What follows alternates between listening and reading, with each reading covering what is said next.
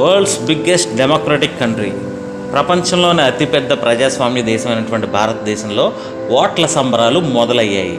మీకు తెలుసు కదా, ప్రతి 5 ఏళ్లకోసారి నాయకులు ఖచ్చితంగా ప్రజల చుట్టూ తిరిగే ఏకైక దశ ఇదేనని. ఎన్నికల వేళ కదా, ఎక్కడ చూసినా కానీ ఎలక్షన్ల గురించిన మాటలే. రీసెంట్గా ఓ టీ కొట్టు దగ్గర ఇద్దరు చోటా నాయకులు సంభాషించుకుంటున్నారు.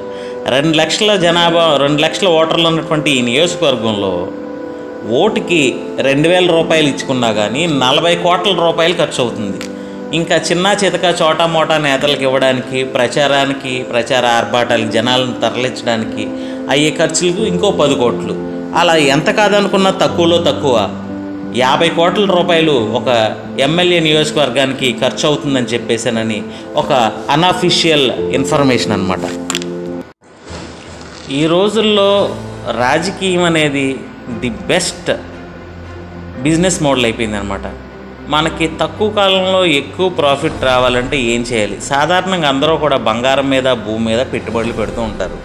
కానీ 5 ఏళ్లలో మనం పెట్టినటువంటి పెట్టుబడికి 2 మనం సంపాదించవచ్చు అని ఎక్కడైనా ఉందా?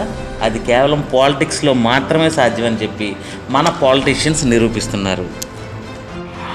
కొంతమంది చెప్తారు, ఓటుకు డబ్బులు తీసుకోవడం నేరం, మహాఘోరం, పాపం అంటారు. మరి కొంతమంది అంటారు, డబ్బులు తీసుకుంటే తప్పేంటట, అవి మా డబ్బులే కదా, మా దగ్గర నుంచి దోచుకుని సంపాదించిన డబ్బులే కదా, డబ్బులు మేము తీసుకుంటాం అంటారు. మరి కొంతమంది అంటారు, డబ్బులు తీసుకున్నా తీసుకోకపోయినా మాకు నచ్చినోడికే మేము ఓటేస్తాం అని అంటారు మరికొందరు.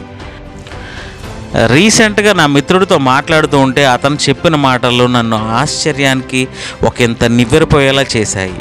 అదేంటనంటే, ఎప్పుడూ కూడా ఓట్లు ఎవరేస్తారు, ఓటింగ్ పర్సంటేజ్ మన దేశంలో ఎందుకు ఇంత తక్కువగా ఉంటుంది, మిగిలిన 40% ఓట్లు ఎందుకు పోలవట్ల, 60% మాత్రమే ఎందుకు ఉంటుందని మనం మాట్లాడుకుంటూ ఉంటే యావరేజ్ని అతను చెప్పిన మాటలు ఏంటనంటే, ఎవరైతే పేదవాళ్ళు ఉన్నారో, లేబర్ ఉన్నారో, డైలీ వేజెస్ ఉన్నారో, ఏ రోజు కాయ కష్టం ఆ రోజు చేసుకుని రూపాయి సంపాదించుకునే వాళ్ళు ఉన్నారో, ఉద్యోగస్తులు ఉన్నారో, వీళ్ళు మాత్రమే ఓట్లేస్తారు. So called educated people, high profile candidates, businessmen ఎవరైతే ఉన్నారో, బాగా డబ్బులు సంపాదించిన వాళ్ళు, రాజకీయాల్లో ఆరంగేట్రం చేసిన వాళ్ళు, రాజకీయాల్లో తలపండిపోయిన నాయకులు కూడా, వాళ్ళ కుటుంబ సభ్యులు కూడా లైన్లో నుంచుని ఓట్లు వేయడానికి ఇష్టపడరట.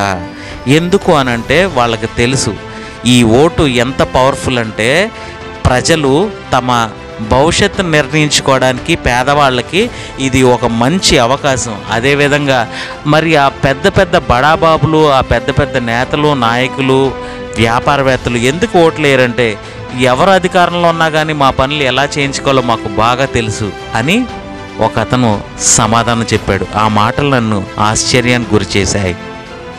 న్యూటన్స్ 3rd లా చెప్పినట్టు, every action has an equal and opposite reaction. ప్రతి చర్యకి ప్రతిచర్య ఉంటుంది. మీరు తీసుకునే ఈ నిర్ణయానికి సంబంధించినటువంటి ఫలితాలను రాబోయే 5 ఏళ్లలో మీరు ఖచ్చితంగా అనుభవిస్తారు.